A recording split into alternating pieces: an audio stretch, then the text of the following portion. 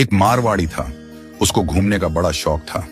अब वो घूमते घूमते एक ऐसे राज्य में चला गया जहां पर क्या था, हर 5 साल में राजा चुना जाता था, पर चुनाव का तरीका अनोखा था।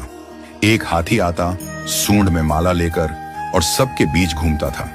जिसके गले में वो माला डाल देता वही राजा बनता था। अब क्या हुआ, हाथी आया माला लेकर, थोड़ी देर इधर उधर देखा और जाकर माला इस मारवाड़ी के गले में डाल दी। मारवाड़ी हैरान, अरे भाई, मैं तो घूमने वाला आदमी हूं, ये कहां फंसा दिया। खैर, उसे राजा बना दिया गया। सिंहासन पर बिठाया गया। राजपुरोहित आया, तिलक करते हुए शर्तें सुनाने लगा। भैया, आपको 5 साल के लिए राजा बनाया जा रहा है, लेकिन 5 साल पूरे होते ही आपको यहां से सैकड़ों किलोमीटर दूर एक उफनती नदी के किनारे छोड़ दिया जाएगा। उस नदी में घड़ियाल हैं, मगरमच्छ हैं, जिनकी वजह से आप नदी पार नहीं कर सकते। अगर किसी तरह पार कर भी गए तो उसके बाद आएगा एक गहरा जंगल जिसमें हिंसक जानवर और खतरनाक राहें हैं। वहां आप जानो और आपकी किस्मत। अब तक जो भी राजा बना था उसे मालूम था कि 5 साल बाद मरना तय है, तो वह 5 साल बस ऐश करता था, भोग विलास, मजा, तामझाम।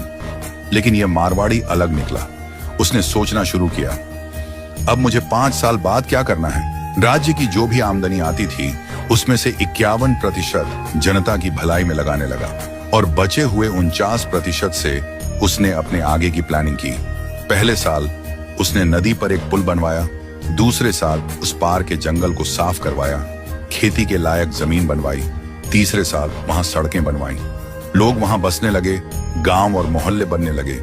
चौथे साल एक छोटा सा महल बनवाया जहां वह आगे जाकर रह सके।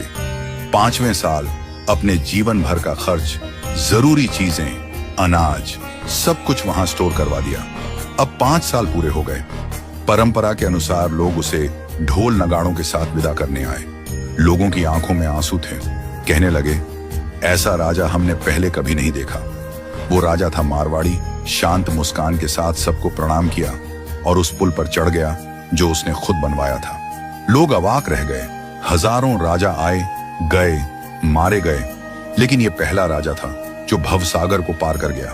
कथा का संदेश, हम सभी इस धरती पर सीमित समय के लिए आए हैं। ये जीवन 5 सालों की तरह है। जो इस समय को मौज में घंवा देता है वो अंत में उस भवसागर में गिरता है जहां मगरमच्छ, घड़ियाल, दुख और पीड़ा है।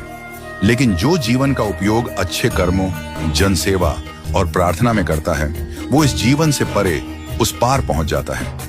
तो आज ही से भवसागर पार करने के लिए अपना पुल बनाना शुरू कीजिए, ताकि जब आपका